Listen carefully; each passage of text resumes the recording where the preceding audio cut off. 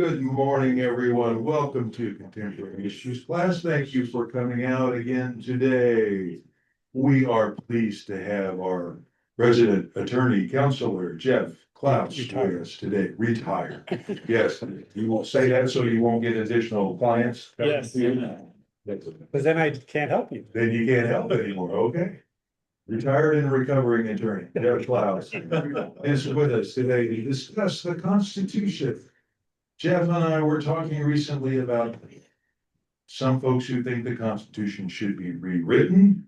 It's been 200 some years, 250 years. Almost. Yeah. And is it out of date for today's modern world? What should be rewritten? Should we rewrite the First Amendment and the no establishment of religion clause? Should we clarify the Second Amendment? What guns should really be allowed and what should be out? So we're gonna maybe wade into that today. But first, welcome Zoomers. Nice to have you with us from around the world. And please mute yourself in the lower left corner of your screen when you're not speaking. We are recording this for future playback. And Christmas party, yes, ma'am. Yeah, there's a sign up sheet going around. If you're coming, you can bring something. Sign up if you haven't already. Good, okay. December 9th. December 9th. Yes, food and trivia and fun galore. Bring up funny. Thank you. Okay, my wife has an idea she wants to share, and I always do what she says, so. Nice push. You heard him. Hold him to it. I had an idea while I was sitting in church this morning, listening to the people from the New Montana Church. I thought it would be kind of fun if maybe our class did something special, like a card shower for Christmas, or maybe a goodie box with cards, and I don't know what else we could put in it, but I don't know, maybe tins of cookies or something. It's a very small congregation, and I think it would be just kind of fun to share that with them. So do you guys think that might be a good idea? Yeah, to do that? Okay, so, I'm gonna be doing some part-time work at the post office, so I'll mail box. Do we wanna do one to Eagle Valley too, or do we just wanna do one to Montana? Both. You wanna do both? So a card to Eagle Valley and a card to Montana, and if you wanna put a little non-perishable something in it, like if you're making a little treat for, you know, a craft or something for Christmas, throw one of those in there, or, so let's say by the 7th of December, let's have all cards and whatever here, and I'll put the boxes together and then I can mail them at the post office. Nice idea. Good. What are you doing at the post office? I'm just clerking. Yeah. She worked part-time at a local post office. Strip mall. Two people helping you instead of one. Okay, and we'll invite them to zoom into our class too. Then some detail on that. Final announcement, potato potluck party this Friday at Frank and Maureen's house. So come and enjoy potatoes and bring your own pot. If you're potluck. And, well, it's You can pass it around. Frank, I hope you don't mind a little joke in there. Okay, potluck. Right, absolutely. We are Methodist, of course. Yeah. So we can pretty much bring what we want. That means we can bring what we want. Okay, with that, the Constitution has had many challenges lately. I want to read to you one short little paragraph of what the Constitution is. It's the supreme law of the land, establishes the framework of our federal government and the basic rights of citizens. It establishes in first part the three separate branches, legislative, executive, and judicial, and there's a check on each other's authority. And then in addition to that are the 27 amendments that were passed after the first part, establishing the government, and those deal, of course, with things like all of our rights for religion, speech, right to no search and seizures, and governing voting, 18-year-old voting, and things like that. So with that, I want to thank Jeff for coming today, and he and I have a little dramatic reading to do. Okay, well, thank you all. Again, most of you know who I am. I'm Jeff Klaus, and I've done other installments of the Constitution that we've had before, where we talked about the basics of constitutional law and constitutional issues and challenges that we're facing now. But today we're going to do something a little more fun. Steve and I are going to do kind of a dramatic reading of a debate whether to keep or abolish the Constitution. And so we are going to loosely follow a traditional debate framework, but I have modified it quite a bit for time and format for the class. And more importantly, the debate we're going to do or perform is based on a written play by Heidi Schreck called What the Constitution Means to Me. And Steve and I will sort of perform this debate, but you'll have to grant us a little slack. We're not experienced actors or stage performers. So the script that we have based on that play, we're going to kind of try to just do a dramatic reading of it. So it may not be as fun as Shrek's play. So the format that we'll be following is, of course, there'll be a proposition, and the proposition today before this House is that the US Constitution should be abolished and rewritten. The opposition is that the US Constitution should be retained. The format will be called po, which means that there'll be a proposition, opposition, proposition, opposition, proposition, opposition. So there'll be 6 different segments to that. And I will play the part of the proposition. My opponent will be played by Steve Baskey. Maybe that's right. Who will try to convince you that we should keep this out-of-date document in place. Heidi Schreck wrote this play to be performed from the perspective of a woman. Part of the play that leads up to the debate part we're going to do, she recounts some of her family history and the struggles her matriarchs and her family went through because they were women and they didn't have the rights that men had, and how the Constitution allowed that to happen and facilitated that. Women have been second-class citizens for most of our history, and our debate will sort of lose a little bit of its edge because you're going to have 2 white dudes here instead of women performing that, which has that perspective, and we don't have the intro. So you are all the judges. If one of the debaters makes a point that really resonates with you, we want some audience participation. I want you to snap your fingers or clap if you hear something that resonates with you. If something lands negatively, and you should stomp your feet or give a little hiss. No, yeah, thumbs down. Now let's try that a little bit. And we'll try something here. The Broncos will lose horribly today. Good. Okay, the Broncos will have the best game of the season. Yeah. We're on track. You guys are gonna do better than us. So pay attention and remember to participate with passion. At the end of this little performance, we're gonna pick one of you to decide the question. So we're gonna know at the end of the class whether we're throwing out this dismal old piece of musty paper or we're going to have a brand new Constitution. So I'm going to give you the first segment. And good evening, judges. My name is Jeff Klaus, and I'm here to represent the proposition this House ought to abolish the Constitution of the United States. First, would you raise your hands but only if you are a white male that owns property. Okay? Anyone that's a white male that owns property, raise your hands. Yeah.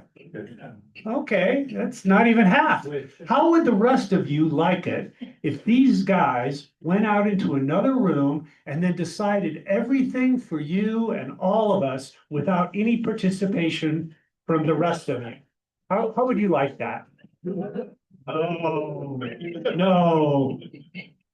The Constitution has been undemocratic from the very beginning. Let's flip through the Constitution and reveal exact places where people other than land-owning white males become full human beings in the eyes of this document.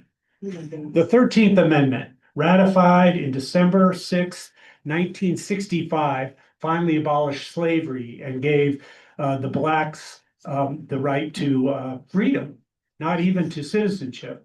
14th Amendment, not until 1868, finally gave ex-slaves citizenships and the right to due process and equal protection. The 19th Amendment wasn't ratified until 1920. That's only 105 years ago, finally gave women the right to vote. You know, and we still don't have an equal rights movement to this day. Our current Constitution is primarily a negative rights document. A new Constitution can correct many of the shortcomings of our current Constitution by creating positive rights for all people and all aspects of society. Such a Constitution will remove ambiguities and truly protect individual rights and democracy. My second point is that the dead should not govern the living. Thomas Jefferson himself said we should draft a new constitution for every generation. We should not be living by the laws of corpses. Our framers have been in the graves for over 200 years. They lived in a world without indoor plumbing, without electricity, and without cell phones. Yeah.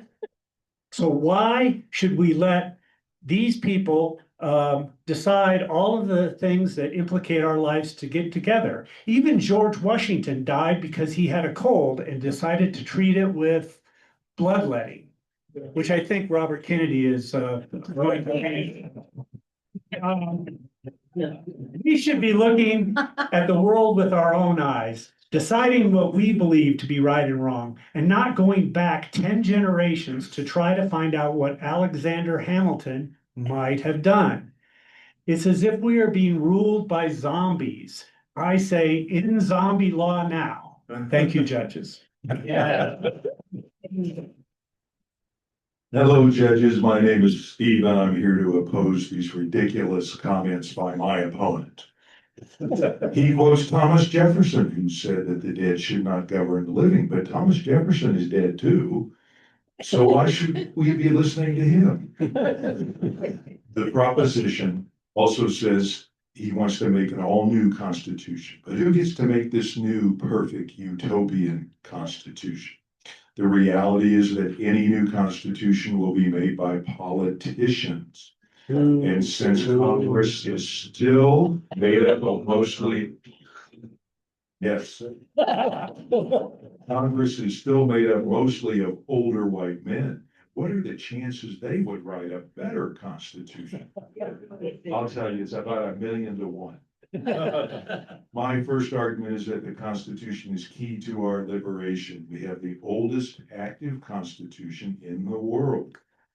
My opponent wants to make you think that's a bad thing, but it's lasted so long for good reasons, because it gives we the people the tools we need to free ourselves from tyranny, and we need those tools right now. Amen. It's undeniable that America is more equal and democratic than it was.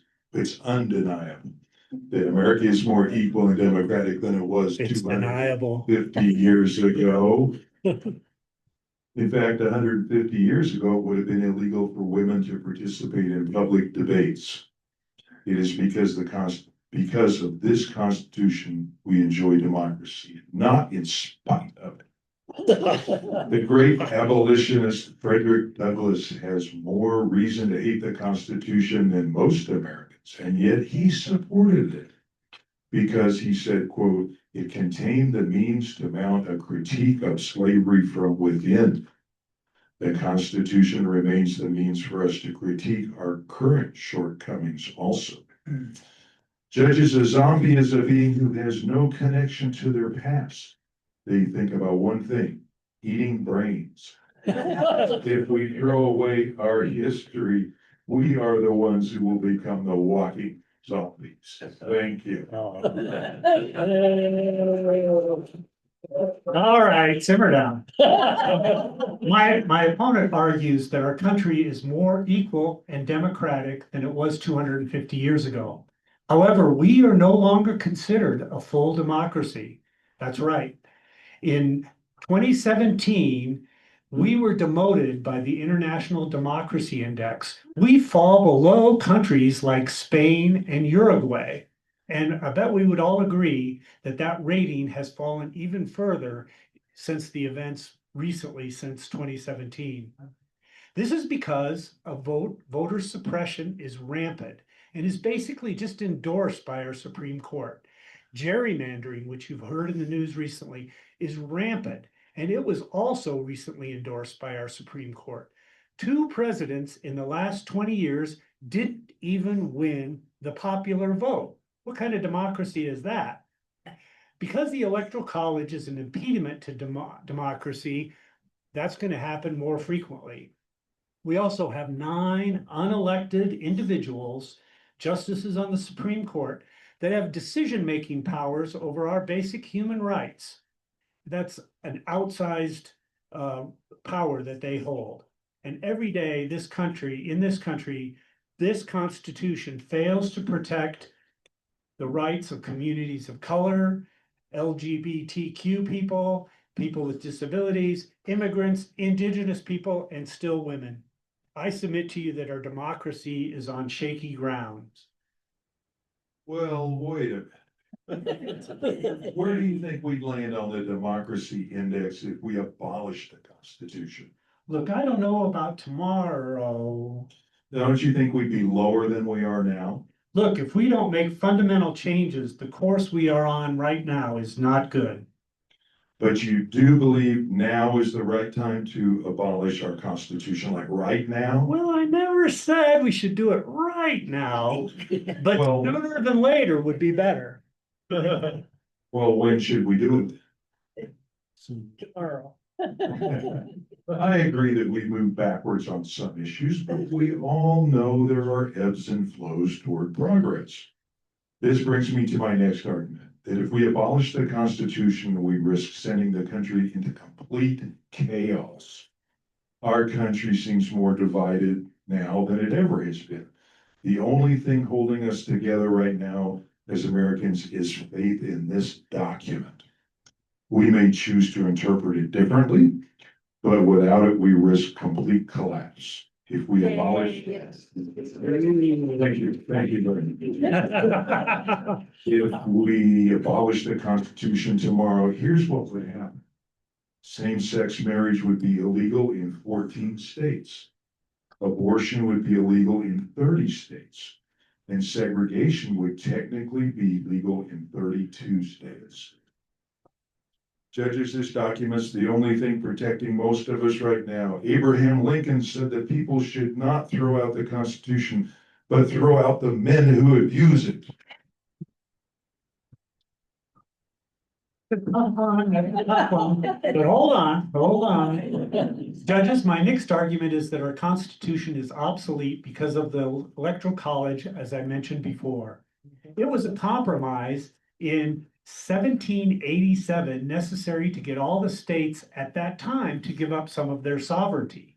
That compromise is no longer relevant. Small states are still protected by the unfair practice and structure of membership of the Senate, giving each state, regardless of its population, the same number of members, which itself is very anti-democratic. Founders didn't trust the masses or democracy. They inserted the Electoral College into the Constitution to stand between the people and the final power to elect its president. The president is the only person elected that represents the entire country, not just individual states, large or small. The president needs to be elected by the majority of the American people. Finally, our Supreme Court has, hey, let's hear it for that. Finally, our Supreme Court has outsized power to interpret the Constitution, and some justices have or will serve for decades. As we have recently seen, the Supreme Court hasn't always respected and followed precedent. Our Supreme Court needs term limits, age limitations, and a constitutionally mandated code of ethics. We need to ensure that the court represents the people and that each president elected has a say in nominating new justices. Written term limits to a new constitution will ensure regularity of appointments that better reflect society. The Supreme Court is, they took an action I don't like, they made the president a king. Yeah. There you go. Okay, Thank you for making my point. we're about done, just another minute or so. But the other side argument is that the Electoral College is not perfect, but it still serves a valuable purpose today. The protection of states with small populations is still relevant. Our founders had the wisdom to protect small states and ensure that our union would remain united. I submit that this is not a sufficient reason to abandon our tradition. The Electoral College is anti-democratic. What kind of tradition is that? Well, I also agree that we need term limits and some other means to regulate the Supreme Court, but that does not require a constitution. I close by reminding you that our country has endured a civil war, a Great Depression, and 2 world wars. During that time, we have continued to make real progress to recognize and protect the rights of all citizens. Sure, we've had setbacks, but that is not because of the Constitution, but because of individuals that have not respected its spirit. I ask that we retain our great tradition and remain vigilant to clean our house of the people that disrespect this great document. Give it up for the performers here. All right, well, we hope that spurred some thought, and whether you're leaning one way or the other, that you kind of considered some of the pros and cons on either side. Now I want to pick one of you, and you're going to stand up and decide for all of us which, and I think I'm going to pick Don. How democratic is this? So you get to decide whether you would sustain the proposition and abolish the Constitution and convene a new constitutional convention to rewrite it, or whether you would just retain the US Constitution as it is. Stand up. The majority would maintain loyalty to our history. It's not perfect, but we have managed to adjust to the changes and demands of new cultural ideas and so on. Abandoning it, I think, would be just chaos. There you go. Now that we've done that, I think we're going to open it up to some questions and some specific things, and I'll let Steve. The microphone's coming around. There's also another one back by you, Betty. Yes, thank you. So pass it on over to Norley. Pass it on over to Norley. Thank you.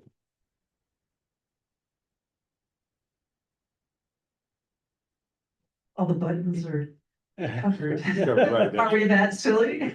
We don't know how to handle this. Yes, we don't trust democracy. I know this, The masses can't be. I know this is a premise that it's either yes or no, but I don't understand why we aren't considering something that's a non-binary decision. I mean, if this is where we can just, you know, take the liberty to discuss, hey, can we fix what's in place? Or we need to get rid of it. I mean, do you see what I'm saying? It's a yes, no. Well, this was a play, this is a performance, and so it's structured as a binary choice for The debate. purposes of the debate. Certainly nothing's off the table in reality, you know, including letting the Constitution wither and die from bad Supreme Court decisions, you know, as we've been seeing now. Yeah, I mean, I think, I would think that even if we did a new constitutional convention, that you would start with the structure of our existing constitution and then jettison things that don't work and add things that should have been there from the beginning. Jeff, do we have the authority to just call a new constitutional convention? Yeah. Does Congress, or how would that work? It's actually provided for to call a new constitutional convention in Article 5. Article 5, though, also that's the article that deals with amendments to the Constitution. And interestingly, there are certain things in the amendments that can't be changed. So, and one of those is, I think, like the composition of the Senate, reducing or making it more democratic. I'm not sure, but the Electoral College may be a permanent feature of our Constitution. The other thing that was really ironic, as you know, the Constitution recognized and endorsed slavery through several of its provisions. And there was a provision in the Constitution that limited Congress's ability to ever restrict or tax the importation of slaves into the United States for like 25 years after the enactment. So that was protected, and it couldn't be amended by a majority of anybody. How did that pass? I wouldn't have passed without it. Exactly. Like the South had that. Wow. David? I think Bill was next, and then Dave will come to you. The question I have is, I've heard a lot of people, say this is not a democracy, it's a republic. Yes. Yeah. And, That's what I was thinking. what is the difference between what a democracy and a republic and, it's Benjamin Franklin supposedly said after the convention, what do you have? And then he said, a republic, if you can keep it. What's the difference between the two? Yeah, that's a great question, and I think that's true, and sometimes we're described as a democratic republic. Really, the only body in our federal government that's democratic is the House of Representatives, because it's voted on by popular vote from each state. The republic, and if there's any political science students that can help me out with this, is where the representatives of people are appointed or elected by some process that may or may not be democratic, and then they represent people. A true democracy would be if you 100% democratic would be everybody votes on everything.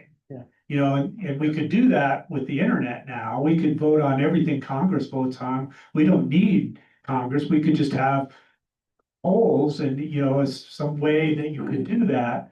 But no country has ever really tried that since Athens, thousands of years ago, and they abandoned it after a while.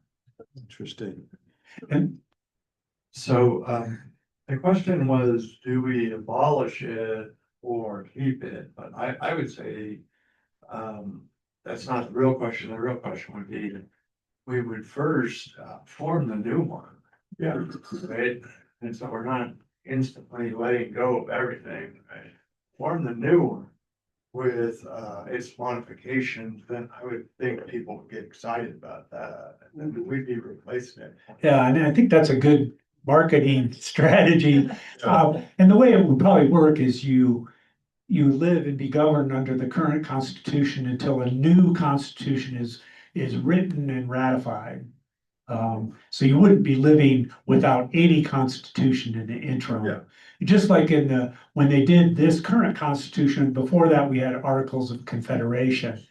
And what they did was they convened a Congress of, what do they call it? A congressional group to revise. Their original mandate was to revise the Articles of Confederation. But they got together and I think like the first day they said, we're not gonna revise this thing, we're gonna write a whole new thing. And of course, the Articles of Confederation were still in place until the new one was drafted and ratified. Dave, would you pass the microphone over here to Carol? Thanks. Okay, so do we really need a new constitution? Do we need changes to the constitution? How do we make changes? I assume that we could make changes through amendments to the constitution. And we have been doing that throughout our history. Yep. In making amendments, the 14th Amendment and many other ones. Are we limited with that, or is there a way to change it? I just assume keep what is good and make amendments and add to it those things that are not positive. But doesn't it take 2/3 of the states to vote to approve a amendment? Yes. And Yeah. practicality, we have a hard time ever doing that in today's culture. Well, especially with the Equal Rights Amendment, Which is never passed. never passed. Yeah, it's very difficult. And you know, in the last, how many years it has been, we haven't had any new amendments in the last decades of time. And, you know, a lot of times it's only when something becomes super urgent. But if you think about it, we have 27 amendments, 10 of those were passed right away, the Bill of Rights, right? So that was done, and even the founders recognized that they needed to have those amendments and debated whether to include them in the original document or add them later. So now you're down to 17 amendments. Of those 17 amendments, 2 of those were adding prohibition and then repealing prohibition. So in the entire real history of the Constitution, we've only amended it 15 times. And so that shows you how hard it is to do. But we could, you know, it has to be, have 2/3 of both houses deem it necessary, propose the amendments, and then have 2/3 of all the states confirm them. And so, you know, doing it one at a time probably means you would get a very piecemeal changes. Some of the amendments might pass and others certainly wouldn't. But if you have a mandate to change the entire document, you could conceivably get a new document. And I think, as David pointed out, maybe if you did that, you know, knowing they could turn down the document, we could, if no one liked it, they don't have to ratify it. But you get at least some people thinking about, well, they got rid of a few things that we don't like, and we added some things that we do, and so, you know, who knows, but it does seem that our Constitution has kind of outlived its functionality, and maybe given it another 10 years. Well, that's not to say there's something better. I just. It's the remedy when the rule of law is ignored or worked around or. Well, yeah, we look at Hungary, look at countries where their constitution gets eroded and things get dismantled, and they just, you know, you kind of tilt towards a new authoritarianism. Institutions like our Congress have become very dysfunctional. And one of the reasons you might say is the filibuster. You know, that could be fixed real easy just with a vote of the Senate. But basically it makes it so that a minority of the senators control everything. And instead of the constitutionally mandated majority of the Senate rules an outcome of any vote, it's a minority, or it's a supermajority. 60% have to vote for it because of the filibuster. And that's not in the Constitution, but that's undemocratic. It's kind of an undemocratic layer on an undemocratic institution which is, has two representatives for each state. I think Colleen was next. I just want to say that I think the Constitution as it stands is one of the most brilliant documents ever written. I really appreciate checks and balances. I don't think there's a problem with our Constitution. I think there's a problem with billionaires that are running our government. I think there's a problem with who's in power right now. We do have a king, so I say no, not to rewrite it. But yes, Carol, to look at different issues, maybe different amendments. But that document is brilliant. I am not a constitutional lawyer. I haven't had training somewhat in the Constitution, but I support it. Colleen has pointed out a sentiment that I think is very pervasive in the United States. We hold the Constitution almost as a sacred document. It's almost kind of like a religion to us. And you could argue that blinds us to its imperfections. I'm not necessarily in support of the thing I argued. I've always revered the Constitution itself. So hopefully I was a good enough actor to convince you that I believe what I was saying. So I'm a good enough lawyer that I could argue of something I didn't agree with, but. Yeah. She raises the question, the framers of the Constitution had a common frame of reference. They had an abusive king, religion was single-handedly prescribed, and who would be the select group to frame, depending on the composition of the Senate and the House at the time, who's in power? How would you select those who would give the framework, such as what we had to begin with? Yeah, I think the Constitution contemplates that states would send a delegation. And then you would have to decide how that's going to be composed, how many could they come? How many from each state would be able to participate? Would it be proportional to the population of the state? Would it have to be a diverse group of people? Would you have to have men and women, people representative of ethnic groups and other things? So that's a tough question. Yeah. Go ahead. One of the problems I see in the last, 12 months has been the fact that Supreme Court or appellate court decisions do not have their own method for enforcing those decisions. The first example was the guy that was sent off to the prison in El Salvador with no due process. And one of the appellate courts says, no, you can't do that, bring him back. But it didn't happen for several weeks or months that he finally came back, and then he was handcuffed and put in jail again. So a lot of these decisions, there's no method constitutionally for enforcing it. There's no military or police force that can do it. I think Little Rock was an example of where the National Guard was sent in to enforce a Supreme Court decision to integrate the schools in Little Rock. Yeah, that's a great example of some of the shortcomings that could be fixed. And additionally, you're talking about having the Supreme Court being the entity that decides what the law is or what the Constitution means. That's not in the Constitution. That was in one of the first cases decided, Marbury versus Madison, that the Supreme Court basically said, well, we have the power to do that. Back in those days and up until about 1980s or so, the average age of a Supreme Court or average tenure of a Supreme Court judge was 15 to 17 years. Now we're getting on to where the average tenure is going to be 30 plus years. And so you're having people, a group of 9 people that are in power for decades, and it's unchecked, unregulated. And you begin to question too, if it's a life tenure, you get that long term, which may be too long, they get out of touch with society, who knows, that's one of the arguments. But also, if they're on for so long, it's just kind of the luck of the draw, which president gets to appoint new justices. And one of the strong arguments, I think, in favor of term limits for the Supreme Court justices is that you should have it staged so that every president selecting at least one.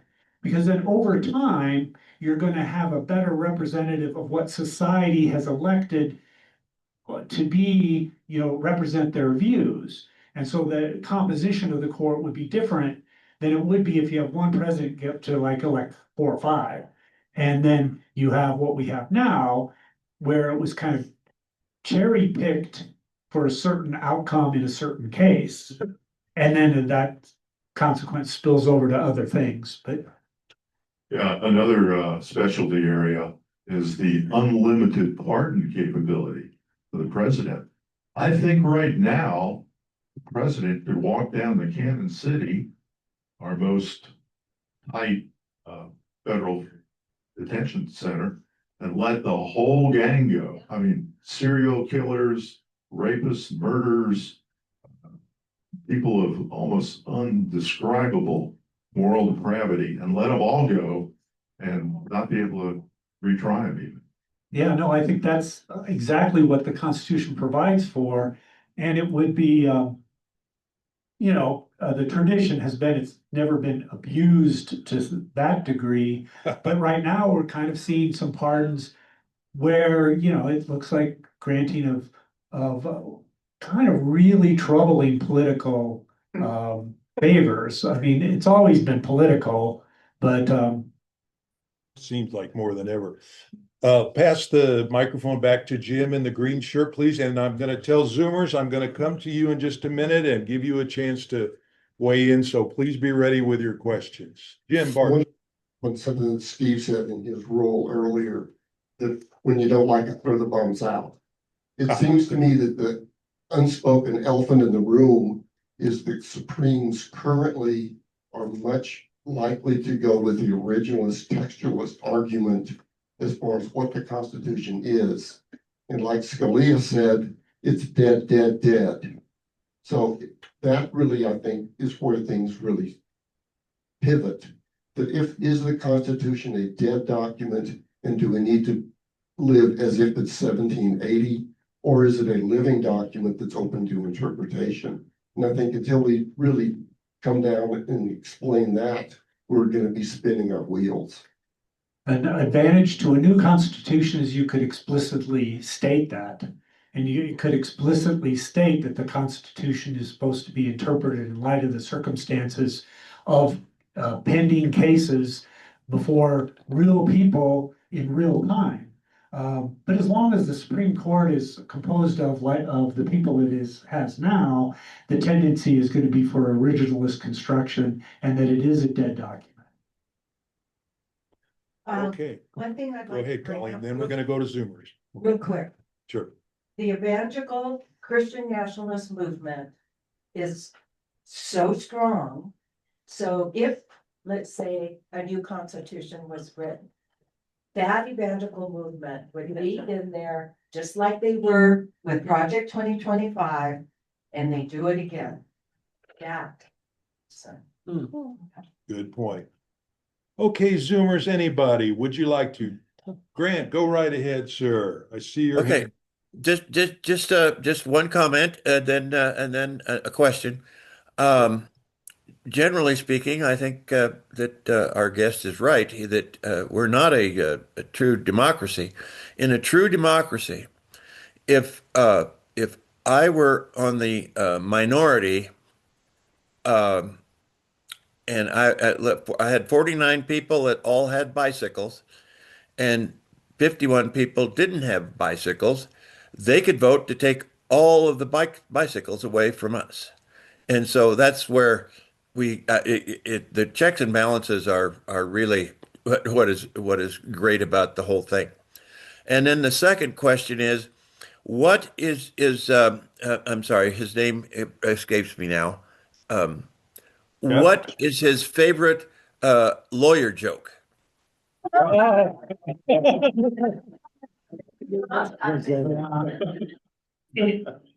have so many, but I'm not going to tell a lawyer joke this time, but we could have a whole session of lawyer jokes. But and the first point, I think the founders were very sensitive to that, and they called it the tyranny of the minority. And so they were wanting to protect, the majority, or, you know, against the tyranny of, and the tyranny of the majority. They were trying to balance that out, and, so they did, you know, make it's a little clunky in some ways. A lot of people think of it as very elegant document, but it's really only elegant when you look at it from 10,000 feet. When you look at it from 100 feet, you see the clunkiness of things in the Constitution. Anybody else on Zoom want to weigh in? Please feel free. Larry McLaughlin, go ahead. Unmute yourself, Larry. So that's Susan. Larry, can you unmute yourself, Larry? Lower left corner of your screen. Good, Susan in order. I don't think I can unmute you. I thought I heard him say I something. thought we heard you here. Okay, we'll come back to you if you figure out how to unmute yourself. Susan, did you have your hand up too? I did. I just wanted to say that I've seen Heidi Schreck's play and it's fantastic. Oh. And if anybody has an opportunity to read it, I would. It's just remarkable. And then the other point is I worked on the ERA and these incremental changes make a lot of sense to me. I'm very scared of, what would happen if we opened up a process given the circumstances we're in now. So I'm not opposed to making changes that would improve the Constitution, but the whole idea of, revisiting the whole thing is very frightening to me at this point. Yes. That's good. Parliament, form of government in Canada. Quick question, Susan, what's the form of government in Canada? And does it have a constitution? Yeah, we do. And it's a parliamentary system.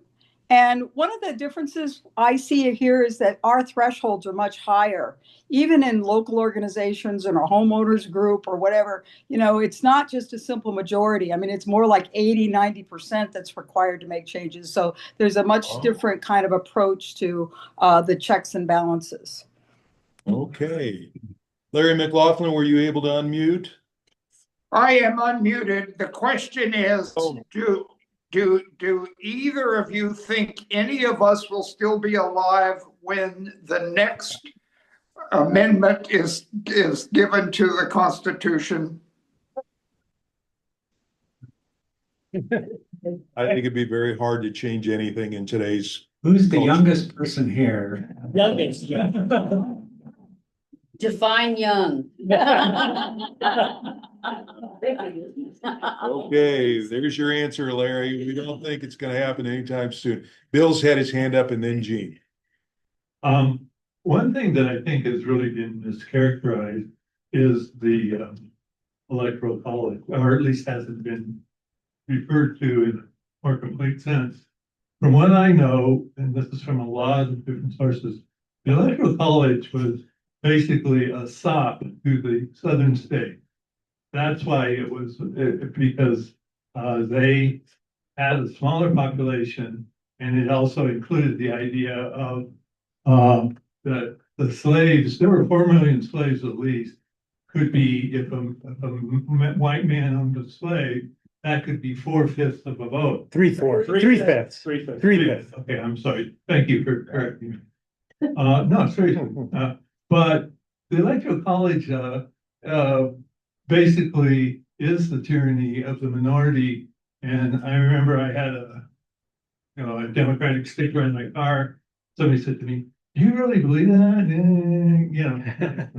And I said yes. And he said, "Well, if we got rid of the electoral college, do you want all the people in California and New York to decide our government?" And I said, "If that's where most of the people live, yes."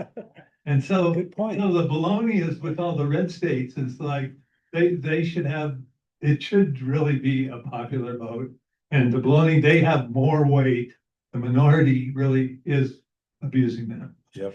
And to further that point, which I think is exactly right. The electoral college only applies to presidential elections.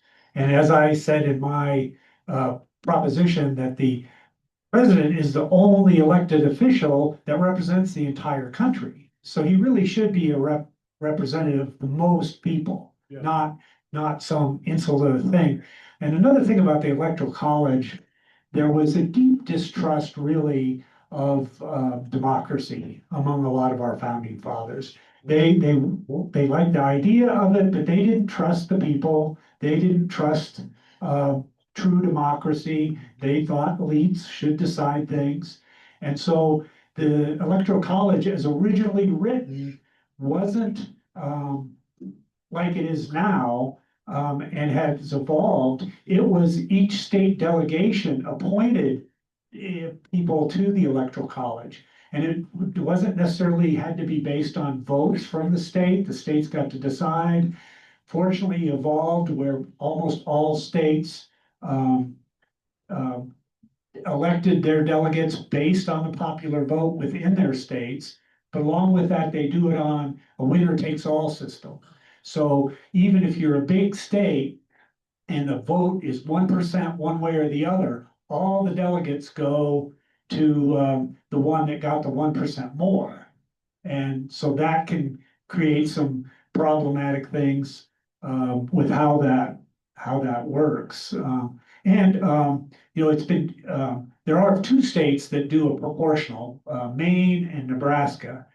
And if that would be a thing that could fix it too, if more states had some way to proportion their electorals based on the vote. Okay. Gene, and then we've got just about 7 minutes left. Jeff, I've got a groovy idea. Benjamin Franklin, in deference to Native American one, by the way, Grimm, Madison and Benjamin Franklin both visited the First Nation people to get a better idea why the federations stood together and minimized warfare. It was the clan mothers who made the decision. Okay. It was the clan mothers, before the chiefs were elected, the clan mothers would decide who was worthy. A lot of it was done non-verbally, but be that as it may, a testosterone check. They had a council of women. Yes. Before any president were elected, to judge the merits, to be the check on the hypermasculinity, testosterone, kill or be killed mentality. That's another check, because I think we're all concerned about abuses of power. Absolute power corrupts absolutely. This would be utilizing women power in a very creative and functional manner. Just a suggestion. Yeah, that would be, if we had a convention, I would think you'd want strong representation from both genders. Maybe stronger from women, I don't know, but there's a philosopher called, I think his name is John Rawls, who had a thought experiment that we should have people that decide policies like this not know where they would be in the scheme of things after it was decided.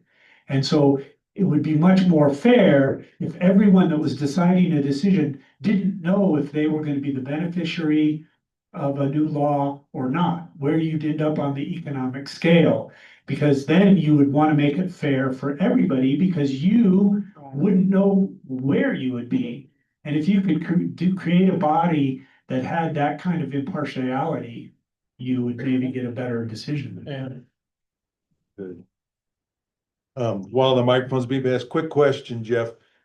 With the rise of Christian nationalism today, are you surprised that there haven't been groups that have called for changing the First Amendment to say we will be a Christian nation and put prayer back in schools and all that?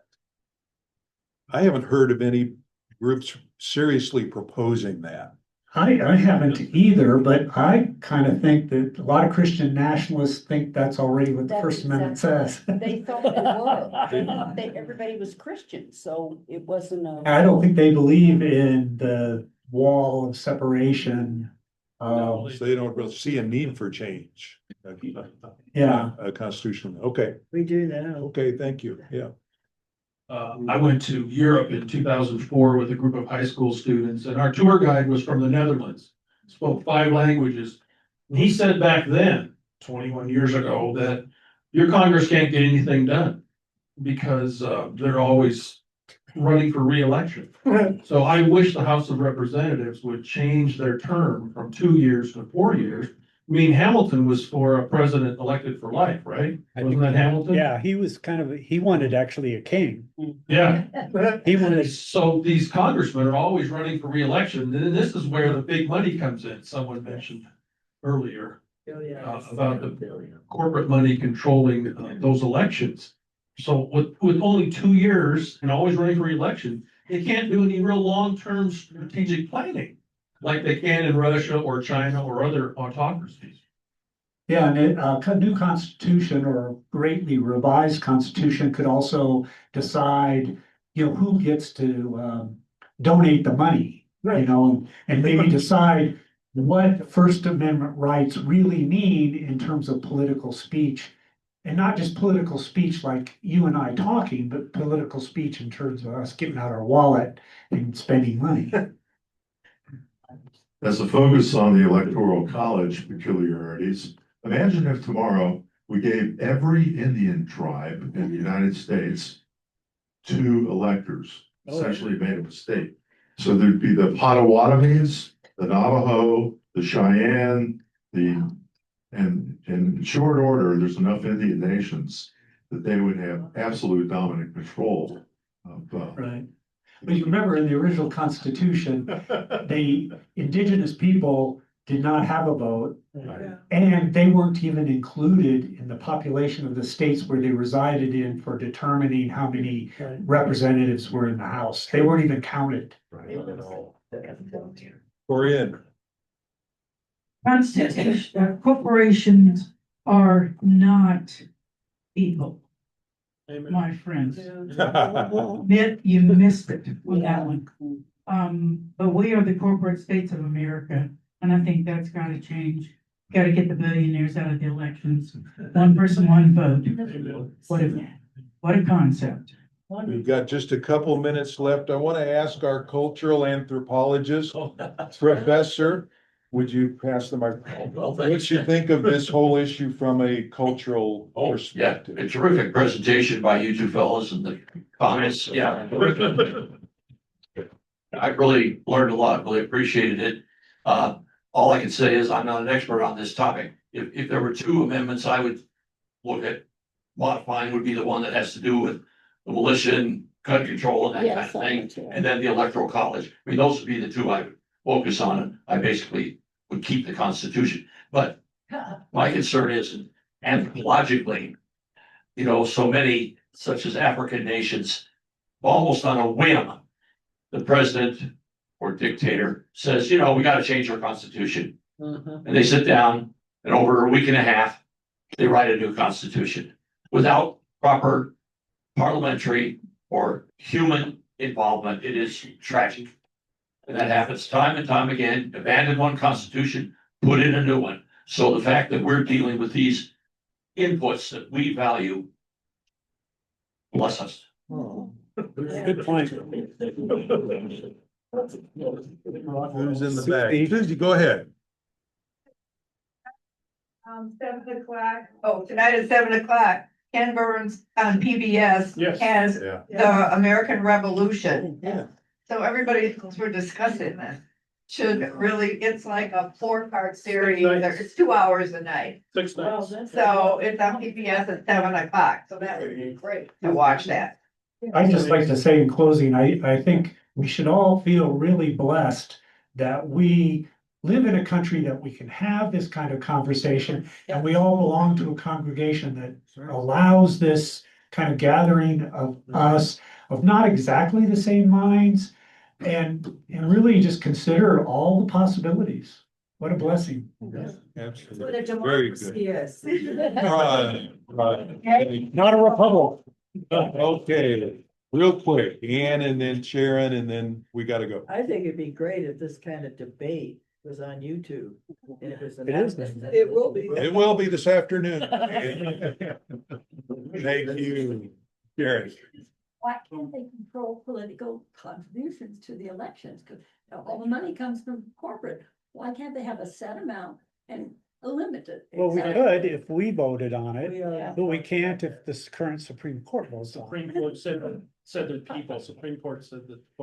They could do it. And another question, But- back to my trip to Estonia.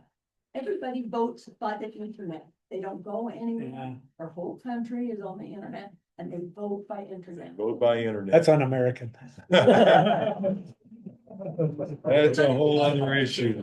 Okay. You know, the Okay. problem with that we have, a lot of, especially maybe certain parties, is that it allows everybody to vote. And certain parties don't benefit when everybody votes. Yeah, that's a big problem. Good topic. Thank you, Jeff, very much. Good one. See you next week. Bye-bye.